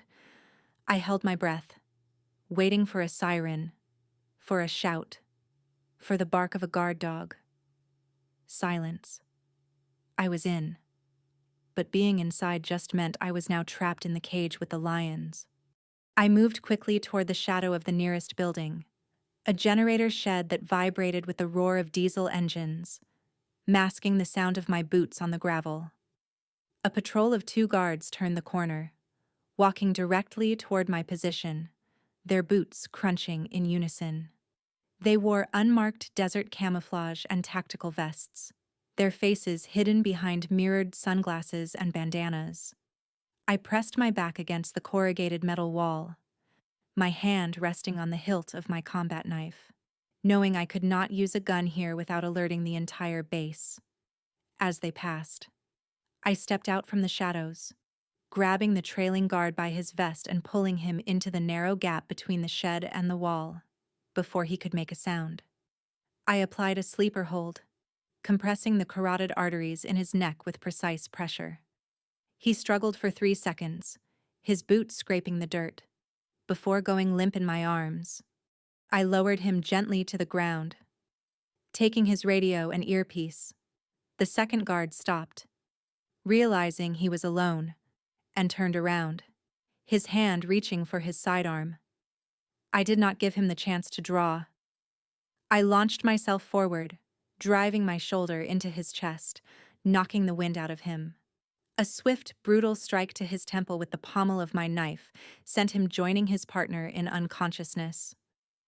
I dragged them both into the shed, hiding them behind a stack of oil drums. 2 down, 50 more to go. Jack's voice crackled in my earpiece, sounding tinny and distant, telling me he had accessed the internal schematics and found a heat signature concentration in the underground level of the West Wing. That had to be the containment area. I adjusted my stolen radio to scan their frequency, listening to the chatter of the guards. They were talking about a Subject 89 being prepped for a procedure. The code name sent a chill through me. Was Sarah Subject 89? I moved across the open courtyard, using the parked vehicles as cover, heading toward the West Wing, which looked like a sterile laboratory block. The sun was beginning to set, painting the sky in violent shades of orange and purple, casting long shadows that became my allies. I reached the service entrance, a heavy steel door with a keypad lock. I connected a decoder device to the panel, watching the numbers cycle rapidly until the light turned green with a soft beep. I slipped inside, the air conditioning hitting me like a physical blow. The air smelling of antiseptic and ozone, a sharp contrast to the dusty heat outside.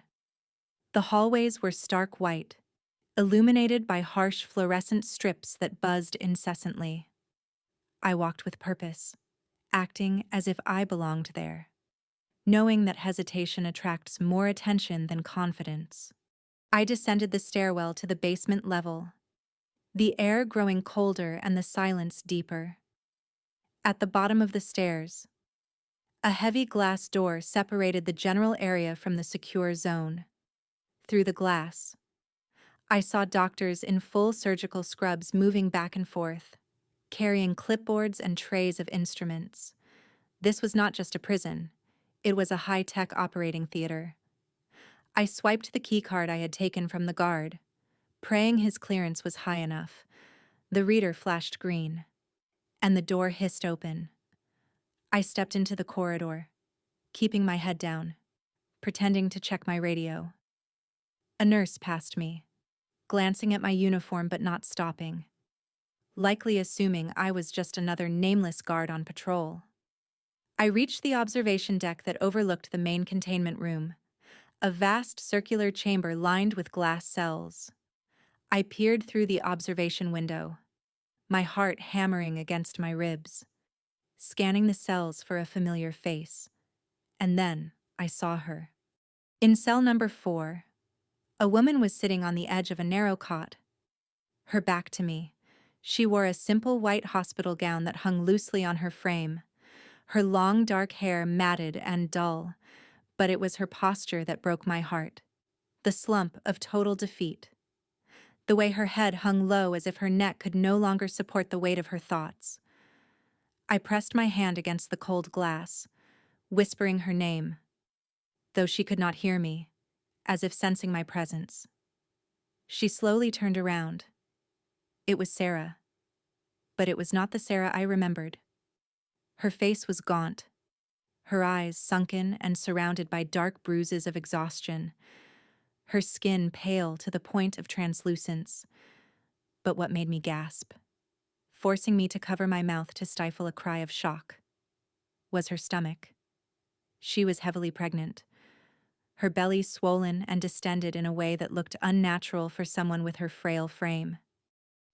Tubes ran from her arms to a machine beside the bed, pumping fluids into her, keeping her and the baby alive as if she were nothing more than a biological incubator. This was Project Rebirth. Mark hadn't just hidden her away. He was using her to breed something. Perhaps an heir. Perhaps something worse. Ensuring the Dawson bloodline continued at the cost of her life. My rage detonated inside me, a hot, blinding white light that burned away all fear and caution. I looked at the control panel next to the window, seeing the label, Cell 4, High-Risk Pregnancy, Genetic Modification Protocol. Genetic modification. They were experimenting on the child inside her. I drew my pistol, screwing on the suppressor with trembling hands. Stealth was over. The only way out of here was through violence. I kicked open the door to the control room, startling the 2 technicians sitting at the monitors. Before they could reach for the alarm, I put 2 rounds into the computer terminals, sparking an explosion of glass and plastic that sent them scrambling for cover. I grabbed the nearest technician by the collar of his lab coat, jamming the barrel of the gun under his chin. I demanded he open cell 4 right now, or I would paint the white walls with his brains. He typed the command with shaking fingers, sobbing that he was just following orders. On the screens, I saw the door to Sarah's cell slide open. She looked up, confused, terrified, expecting another doctor to come and torment her. I knocked the technician out with a swift blow and ran out of the room, sprinting down the hallway toward the cell block. Alarms began to blare, a deafening klaxon that pulsed with red strobe lights, turning the sterile hallway into a nightmare disco. Intruder alert, Sector 4. A robotic voice announced over the intercom. I burst into the containment room, sliding on the polished floor, raising my weapon to cover the entrance. Sarah stood up, her hands protectively cradling her stomach, her eyes widening as she saw me. For a moment, she looked like she was seeing a ghost, unable to process that her twin, the strong sister she thought she had lost, was standing there in tactical gear with a gun. "Sasha," she whispered. her voice cracked and dry from disuse. Is it really you? I rushed to her, grabbing her shoulders, feeling how thin she was under the gown. I'm here, Sarah, I said, my voice fierce. I'm getting you out of here. We're going home. But before we could move, the blast doors at the end of the room hissed open. A squad of 6 heavily armored guards marched in, weapons raised, led by a man in a white suit who looked more like a CEO than a doctor. So, the other twin finally joins the party, the man in the white suit said, his voice smooth and calm amidst the chaos. Mr. Dawson said you were persistent, but I'm afraid you're too late. The extraction procedure is scheduled for within the hour. The baby stays. You both die. He signaled his men to fire. I shoved Sarah behind the heavy metal bed frame, flipping it over to create a makeshift barricade just as the first hail of bullets sparked against the floor. I fired back, taking precise shots through the gaps in the bed. But we were pinned down, outgunned and trapped in a glass cage. I looked at Sarah, seeing the terror in her eyes, and then I looked at her stomach. We were not just fighting for our lives, we were fighting for an innocent soul caught in a web of corporate evil. Jack, I screamed into my radio. I need an exit. Now, Jack's voice came back, strained but determined. Hold on. Sasha, I'm overloading the main generator. Get ready for a blackout in 3, 2, 1. Coo! The lights died. The entire facility plunged into absolute darkness, save for the emergency red lights that bathed the room in the color of blood. The sudden shift caused the guards to hesitate, their night vision blinding them for a critical second. Move, I yelled, grabbing Sarah's hand. We ran toward the service corridor, using the darkness as our cloak. I fired blindly behind us to suppress the pursuit, the muzzle flashes illuminating the hallway like lightning strikes. Sarah stumbled, heavy and weak, gasping for breath. But she kept moving, driven by the same will to survive that ran in our blood. We burst through the rear exit into the desert night, the cool air hitting our faces. But we were not free yet. The desert stretched out before us, vast and deadly, and behind us. An army was mobilizing to hunt us down. We had the package, but the delivery route was through hell. The Sonora Desert at night was a deceptive beast, stripping away the blistering heat of the day and replacing it with a bone-deep chill that gnawed at our sweat-soaked clothes, turning every breath into a cloud of white vapor. I dragged Sarah by the arm, her weight heavy and stumbling against me, forcing her to keep moving over the jagged limestone rocks that threatened to slice our boots to ribbons with every misstep. We were running blind into the vast expanse of nothingness, guided only by the faint glow of the moon and the GPS coordinates Jack had burned into my memory before the communications went dark. Sarah was gasping for air, her lungs wheezing with a terrifying rattle, her free hand clutching her distended stomach as if she were trying to hold herself together from the inside out. I could feel the tremors running through her frail body, a combination of shock and physical exhaustion that would have killed a lesser woman miles ago. But the Vance blood was stubborn and refused to yield even when death was snapping at our heels. Behind us, the facility was a hive of angry activity, the sweeping beams of searchlights cutting through the darkness like the eyes of searching giants, and the distant hum of engines growing louder with every passing minute. They were sending the hunters, men who knew this terrain better than I did, men who were paid not to capture, but to erase mistakes.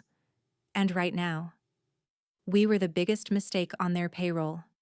We reached a dry riverbed, a meandering scar in the earth filled with loose sand and tumbled boulders, offering a small amount of cover from the flat horizon. I pushed Sarah down behind a cluster of mesquite bushes, telling her to stay low and conserve her strength while I checked our back trail. She collapsed into the dirt, her face pale and shining with cold sweat in the moonlight, her eyes wide with a terror that went beyond the fear of being caught. I crouched beside her, scanning the ridge we had just descended, my hand tightening on the grip of the pistol, which had only 2 magazines left. The hum I had heard earlier was now distinct, a high-pitched buzzing sound that I recognized instantly as the rotors of surveillance drones. They were deploying thermal optics, looking for our body heat against the cooling sand. I quickly began to dig into the damp earth of the riverbed, scooping up handfuls of cold mud and smearing it over Sarah's face and neck, then over my own, trying to mask our thermal signature. Sarah flinched at the cold touch, but did not pull away. She understood the gravity of our situation without me having to speak a word. We were prey, and if we wanted to survive the night, we had to become part of the desert. "Sasha, it hurts," Sarah whispered, her voice barely audible over the wind, her fingers digging into the sand as a spasm of pain arched her back. I looked at her stomach, seeing the fabric of the hospital gown stretch taut as something moved violently inside her. It was not the gentle kick of a baby. It was a forceful, almost convulsive movement that looked unnatural and terrified me more than the gunman behind us. "The baby is coming," she gasped, tears streaming down her mud-streaked face, her teeth chattering. I checked my watch, calculating the distance to the extraction point. We were still 3 miles away from the canyon where Jack was supposed to meet us with the chopper. 3 miles of rough terrain was a marathon for a woman in labor. I gripped her shoulders, looking her in the eye, telling her that she had to hold on, that she could not give birth here in the dirt with wolves circling us. She shook her head frantically, grabbing my wrist with a strength born of desperation. "You don't understand," she hissed, her eyes locking onto mine with a haunted intensity. "It's not just a baby.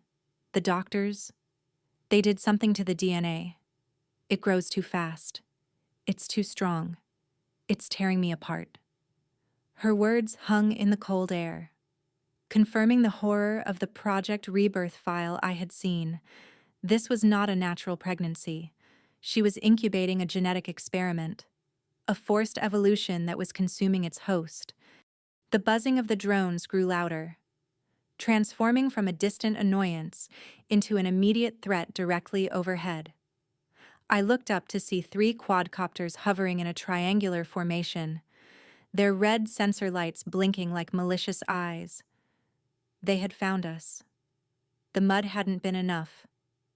"Move," I yelled, pulling Sarah to her feet just as the ground where we had been sitting erupted in small geysers of sand. These weren't just surveillance drones. They were armed with micro-munitions or suppression rounds. We scrambled up the bank of the riverbed, sliding on the loose gravel. As the drones adjusted their altitude to pursue, I raised my pistol, taking aim at the lead drone, firing 2 shots in rapid succession. The first shot went wide, disappearing into the dark, but the second struck the rotor of the center drone. It spun out of control with a mechanical screech, crashing into the rocks and exploding in a small fireball that illuminated the desert for a brief second. The other 2 drones pulled back, gaining altitude to stay out of my effective range, continuing to track us, acting as beacons for the ground teams. I knew the ATVs would be on us in less than 5 minutes. We needed better cover, and we needed it now. We sprinted toward a cluster of rock formations that looked like jagged teeth jutting out of the sand, a natural fortress that might offer some protection against the aerial eyes. Sarah was slowing down, her breathing becoming a series of ragged sobs, her legs dragging as the contractions hit her in waves of paralyzing pain. I wrapped my arm around her waist, practically carrying her, my own muscles burning with fatigue. "Leave me," she gasped, stumbling over a root. "Take the ledger and go. You can't save us both." I tightened my grip, my voice hard and uncompromising. "I didn't come back from the dead to leave my sister in the dirt. We leave together, or we die together." We reached the rocks, sliding into a narrow fissure just as the roar of engines crested the ridge behind us. 4 all-terrain vehicles tore across the desert floor, their high beams cutting through the night, sweeping back and forth like searchlights. They stopped near the riverbed where the drone had crashed. Heavily armed men dismounting, scanning the ground for our tracks. We were pinned down. The canyon was still 2 miles north. Between us and salvation lay an open killing field swarming with mercenaries. I looked at Sarah, who was curled up in the back of the fissure, biting down on her sleeve to stifle a scream as another contraction ripped through her. I knew we couldn't outrun them. Not like this. I had to change the dynamic of the hunt. I had to become the predator again. I checked my weapon. 1 magazine left. 7 rounds. I also had the combat knife I had taken from Silas. It wasn't much, but it would have to be enough. I told Sarah to stay hidden and quiet no matter what she heard. I slipped out of the fissure, moving perpendicular to the ATVs, circling around to flank their position. The wind was blowing toward me, carrying the scent of their cheap cigarettes and the sound of their voices. They were confident, loud, assuming 2 women were easy targets. I approached the nearest mercenary who had strayed from the group to relieve himself by a cactus. I moved like a shadow, closing the distance in 3 silent strides. I covered his mouth with one hand and drove the knife into the soft gap of his tactical vest, piercing the lung to prevent him from crying out. He slumped silently, and I lowered him to the ground, taking his assault rifle and the grenades on his belt. The odds had just improved. I climbed up a small rise overlooking their position. The other 3 men were clustered around the ATVs, checking their GPS trackers. I pulled the pin on a flashbang grenade and tossed it into the center of their group. It detonated with a blinding flash and a deafening bang that disoriented them instantly, before the ringing in their ears could stop. I opened fire with the stolen rifle, aiming not to kill immediately but to disable their vehicles. I targeted the engine blocks and the tires, sending sparks and rubber flying. The mercenaries scrambled for cover, firing blindly into the dark, their discipline shattering under the surprise attack. I kept moving, firing from different positions to make them think they were surrounded by a squad rather than a single woman. One of them spotted my muzzle flash and returned fire, a bullet grazing my shoulder, tearing through the fabric and searing my skin. I gritted my teeth, ignoring the pain, and dropped him with a controlled burst to the leg. "Pull back!" one of them shouted. Realizing they were losing control of the situation, they dragged their wounded comrade behind the wreckage of the ATVs, pinned down and confused. I didn't wait to finish them off. My goal was distraction, not extermination. I sprinted back to the fissure where Sarah was hiding. "We go now," I said, hauling her up. The chaos I had caused bought us a window of time. We moved away from the rock formation, heading north toward the canyon, leaving the mercenaries shouting into their radios for backup. The run to the canyon was a blur of agony and determination. Every step was a battle against gravity and exhaustion. Sarah was fading fast, her weight increasing as her legs gave out. I could feel the heat radiating from her body, a fever burning her up from the inside. "The baby. It stopped moving," she whispered, her voice filled with a new kind of terror. "Sasha, I can't feel it anymore." I didn't answer. I just kept pulling her, my eyes fixed on the dark silhouette of the canyon walls ahead. Was the silence of the child a mercy or a tragedy? I didn't know, and I didn't have the luxury to care. Survival was the only metric that mattered. We reached the lip of the canyon, a sheer drop into darkness where a narrow trail wound down to the valley floor. This was the extraction point. I scanned the sky, listening for the sound of a helicopter, for the familiar chop of rotors that would signal Jack's arrival, but there was only the howling of the wind and the silence of the desert. No Jack, no chopper. We were alone. I checked my watch. We were 10 minutes early, or he was late, or worse. He had been intercepted. Despair threatened to crush me, but I shoved it down. We started the descent, the loose stones clattering down into the abyss. Suddenly, a bright light blinded us from above. A helicopter rose from the canyon floor, hovering level with us. But it wasn't Jack's civilian chopper. It was a sleek, black military gunship with the logo of the genetic facility painted on the side. A voice boomed over the loudspeaker, amplified and distorted. Subject 89, step away from the ledge. The asset must be returned. I looked at the gunship, its mini-gun barrel spinning slowly, aimed directly at us. I looked at Sarah, who was slumped against the canyon wall, half unconscious. I looked at the rifle in my hands. It was useless against armored aircraft. We were trapped on a ledge, 1,000 feet drop on one side and a flying tank on the other. The director's voice came over the speaker again, calm and reasonable. You have nowhere to go. Sasha, hand over your sister, and you can walk away. The child belongs to us. It is the future of humanity. I stood in front of Sarah, shielding her with my body, raising my rifle in a defiant, futile gesture. I would not let them take her. I would not let them turn her into a lab rat again. I prepared to die, my finger tightening on the trigger. But then, a second sound cut through the air. A low, roaring rumble coming from the east. A missile trail streaked across the night sky.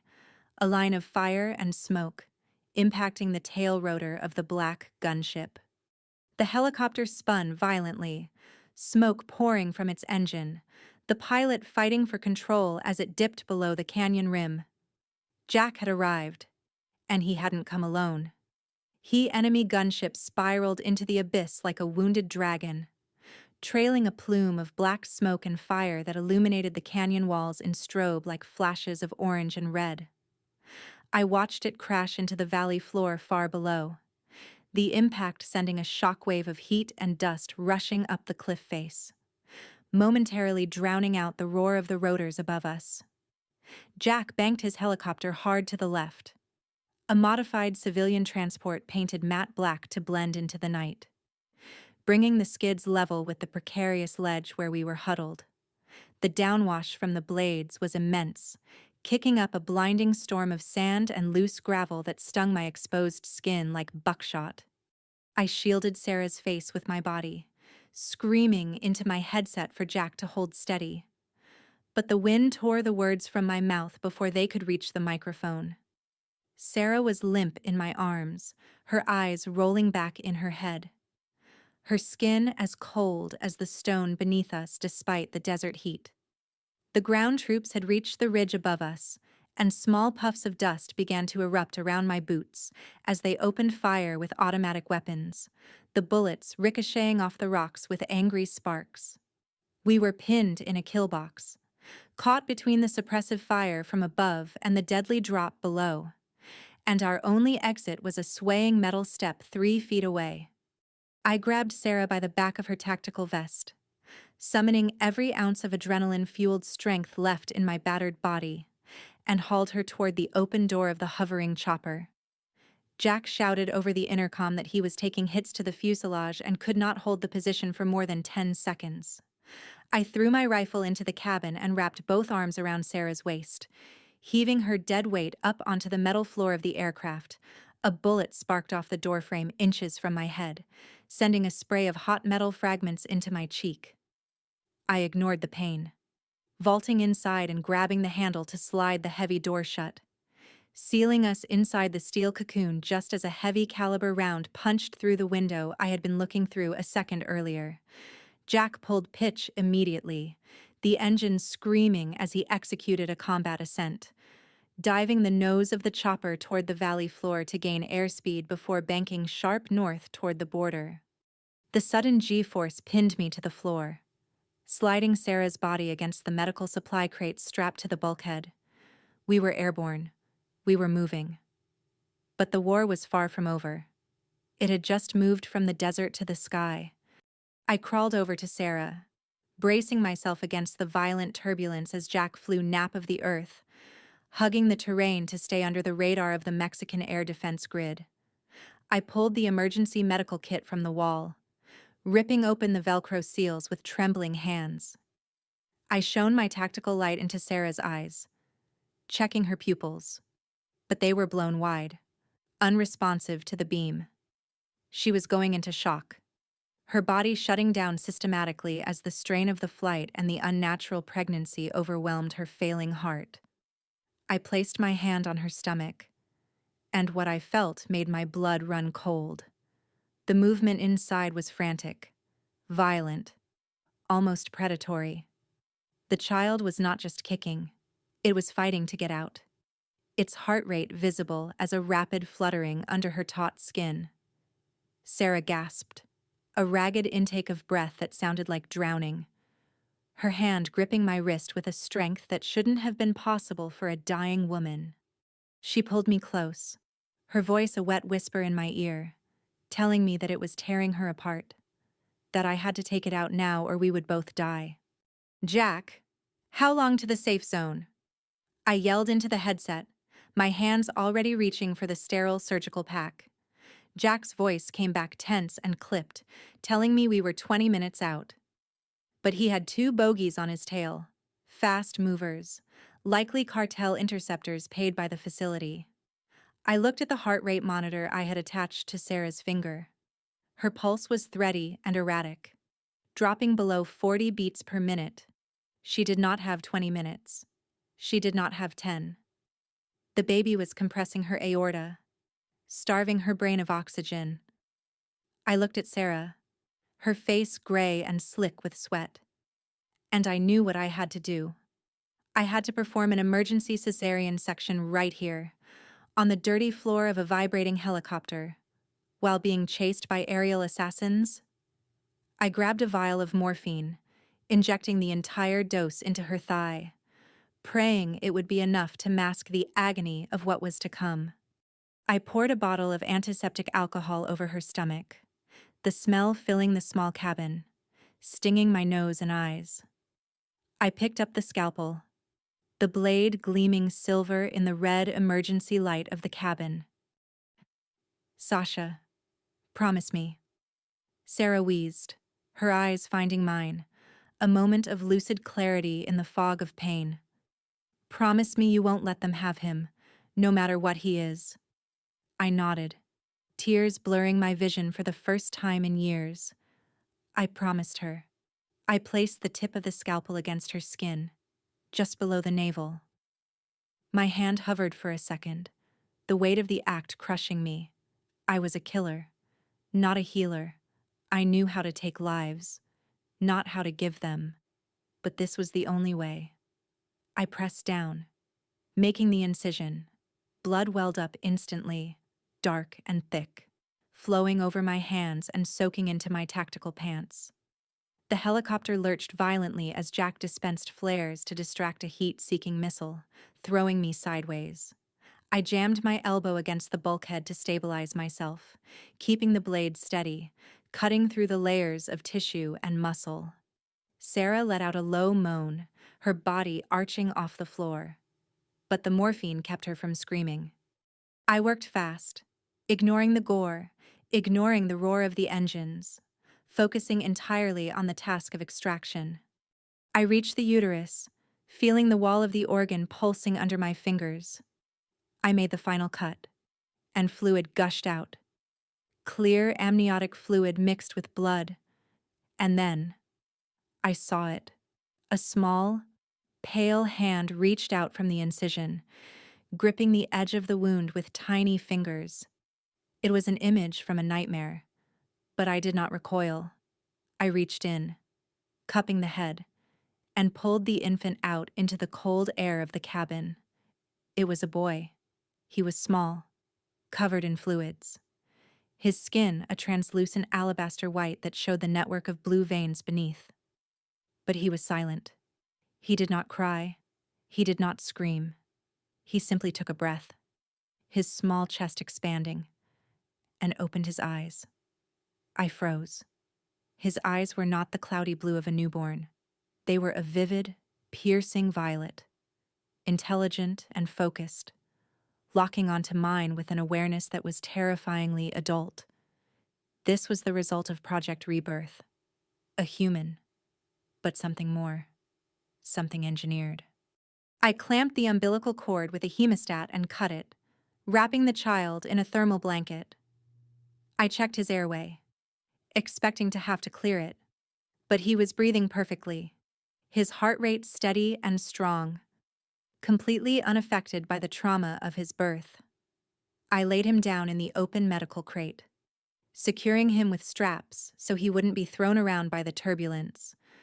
I turned back to Sarah, intending to close the wound and stabilize her, but the monitor was emitting a solid, high-pitched tone, a flat line. I looked at her face. Her eyes were open, staring at the ceiling of the chopper, but the light behind them was gone. Her chest was still. "Sarah," I whispered, shaking her shoulder gently, then harder. "Sarah, stay with me. Look at him. Look at your son." But she was gone. The strain had been too much. She had held on just long enough to pass the burden to me. She had died so he could live. I sat back on my heels, covered in my sister's blood, the sound of the flatline drilling into my skull. The grief hit me like a physical blow, a hollow ache in the center of my chest that felt like my own heart had been ripped out. I had crossed borders, fought armies, and killed men to save her, and I had failed. I had brought her out of the desert only to watch her die in the sky. Jack's voice broke through the static, asking for a status report, asking if the baby was secure. I keyed the mic, my voice sounding foreign and hollow, like it belonged to a stranger. I told him the asset was secure. I told him Sarah was a casualty. There was a long silence on the other end, a silence that spoke of shared loss and failure. Then Jack told me to strap in. We were crossing the border in 2 minutes, and he was going to burn the engines to get us to the safe house in Arizona. I reached over and closed Sarah's eyes, her face finally peaceful, free from the pain and fear that had defined her last 3 years. I covered her body with a tarp, treating her with the dignity she deserved, even here in this chaotic metal box. Then I turned my attention to the child. The boy was lying in the crate, watching me. He hadn't made a sound since he was born. He lifted his hand, reaching toward me. I hesitated, then extended my finger. His tiny hand closed around it, his grip surprisingly strong, almost painful. I looked into those violet eyes, and I saw the future. I saw the reason why Mark Dawson had built a fortress to keep him. This child was valuable, dangerous, and now, he was mine. I wasn't just an aunt anymore. I was his protector. The revenge against Mark Dawson for what he did to Sarah was no longer just about money or prison. It was about ensuring this boy never fell into his hands again. The helicopter banked, the lights of the American border appearing on the horizon like a string of pearls in the darkness. We had made it. But as I looked at the baby, I realized the escape was just the prologue. The text on the ledger, Project Rebirth, was not just a file name. It was him. And the world was not ready for him. My phone, which had been silent in my pocket, suddenly vibrated. I pulled it out, expecting a message from Jack's network, but the number on the screen was blocked. I answered it, pressing the phone to my ear. A voice, distorted but familiar, spoke from the other end. It was Mark Dawson. He wasn't calling to threaten me. He was calling to negotiate. "Sasha," he said, his voice calm, devoid of the panic he had shown in the car. "You have the prototype. Bring him back, and I will give you the antidote for the genetic timer ticking in his cells, or keep him, and watch him die in 48 hours. The line went dead. I looked at the baby. He blinked slowly. A genetic timer. They had engineered him to die without them. The war wasn't over. It had just begun. The rotor blades of the helicopter slowly ground to a halt, cutting the silence of the Arizona desert into rhythmic slices until the only sound remaining was the ticking of the cooling engine and the wind whistling through the red rocks. I stepped out of the cockpit, my boots crunching on the hard-packed earth, carrying the thermal crate that held the baby in one hand and dragging the body bag containing my sister with the other. The weight was crushing, not physically, but emotionally. A burden that felt like it would snap my spine if I stopped moving for even a second. Jack met me at the ramp, his face pale and grim under the harsh floodlights of the hidden hangar, taking the body bag from me without a word. We did not speak of funerals or goodbyes. Those were luxuries for people who had time.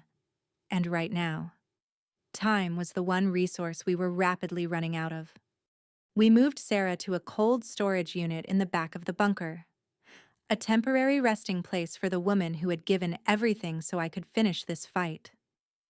I placed a hand on the black plastic of the bag, whispering a silent vow that I would burn the world down before I let her sacrifice be in vain. Then I turned my back on death and walked into the lab to fight for life. The safe house was equipped with a field medical bay, a sterile white room that looked out of place in the rusted industrial shell of the bunker. I placed the baby on the examination table, stripping away the thermal blankets to reveal his small, pale form.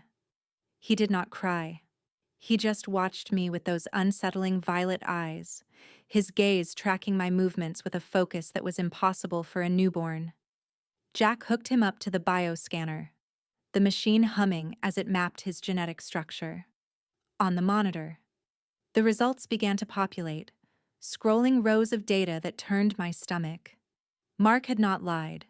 The boy's cellular degeneration markers were spiking off the charts, his telomeres unraveling at an accelerated rate that would lead to total organ failure within 40 hours.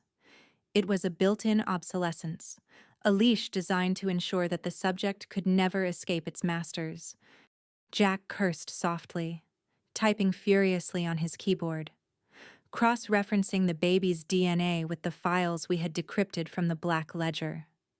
The ledger was not just a list of bank accounts. It was a research log, a cookbook for monsters. "It's a synthetic enzyme deficiency," Jack said, pointing to a highlighted strand of code on the screen. "They engineered him to lack a specific protein that stabilizes his cell walls. The antidote Mark has is just a supply of that protein. It's not a cure. Sasha, it's a subscription. He would have to go back to them every week for an injection." I looked at the baby, who reached up and grasped my finger with a grip that felt desperate. Mark wanted to turn this child into a junkie, dependent on his tormentors for the right to breathe. I felt a cold rage settle in my chest, a block of ice that froze my tears and sharpened my mind. I asked Jack if we could synthesize the protein ourselves. Jack hesitated, looking at the complex chemical formula on the screen. He said we lacked the equipment here, but there was a name in the ledger, Dr. Eris Thorne, a disgraced geneticist who had been kicked out of the project for ethical violations. He was living off the grid in Nevada. If anyone could hack this biological code, it was him. But we needed to buy time to get there. My phone rang. It was the burner phone Mark had called earlier. He was watching, waiting for me to break. I picked it up, putting it on speaker so Jack could hear. Mark's voice filled the room, smooth and arrogant, asking if I had made the right choice yet. He told me the clock was ticking, that every second I wasted was a second of pain for his son. I looked at the baby, then at the ledger. I told Mark that I knew about the protein, I knew about the dependency. I told him that I was not going to bring the baby back to become a slave. Mark laughed, a sound that grated on my nerves like sandpaper. He said I had no choice, that I was just a thug with a gun, not a scientist. He said he would be waiting at the airstrip in Los Angeles with the first dose, and if I didn't show up by dawn, the boy would die in my arms. He was so confident, so sure that he held all the cards. He didn't realize that the ledger gave me more than just science. It gave me leverage. "You think this is about a trade, Mark," I said, my voice steady and cold. "But you're forgetting something. I have the ledger. I know where the money is. I know where the bodies are buried. And I know about the other investors." There was a silence on the line. The other investors. The cartel bosses and shadow organizations that funded Project Rebirth. They preferred to remain anonymous. "If you don't send me the formula for the permanent cure, not the temporary fix, but the viral vector to rewrite his DNA, I will release every name, every transaction, and every location in this book to the NSA, the FBI, and the cartels themselves. You won't just go to prison, Mark. Your own partners will hunt you down and skin you alive." The silence stretched, heavy and suffocating. Mark's breathing hitched. He hadn't expected me to be willing to burn the entire house down. He tried to bluster, threatening me again. But the fear was there, creeping into his tone. I hung up. I didn't need his permission. I needed him to be scared enough to make a mistake. I turned to Jack. "Pack the lab. We're moving to Nevada." Jack looked at me, worried. He asked what we would do if Mark didn't send the formula. I picked up the baby, wrapping him in a fresh blanket, holding him close to my chest. "Then we take it from him," I said. "We're not running anymore. We're hunting." I walked over to the computer and initiated a data packet transfer. I sent a small sample of the ledger's data to a secure server, set to auto-publish in 24 hours if I didn't input a kill code. It was a dead man's switch of my own. I looked at the screen one last time, seeing the face of my sister in the file photo, smiling before the nightmare began. I wasn't just Sarah's sister anymore. I wasn't just an aunt. I was the mother of this war, and I would raise this boy to be the weapon that destroyed them all. We left the bunker as the sun began to rise over the desert, painting the sky in violent shades of purple and red, matching the eyes of the child in my arms. The road to Nevada was long, and Mark would send everything he had to stop us. He would send mercenaries, assassins, maybe even government hit squads on his payroll. Let them come.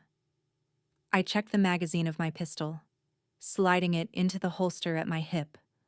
I touched the knife hidden in my boot. I looked at Jack, who was loading the heavy equipment into the back of our reinforced SUV. We were a small army of two, protecting a life that shouldn't exist.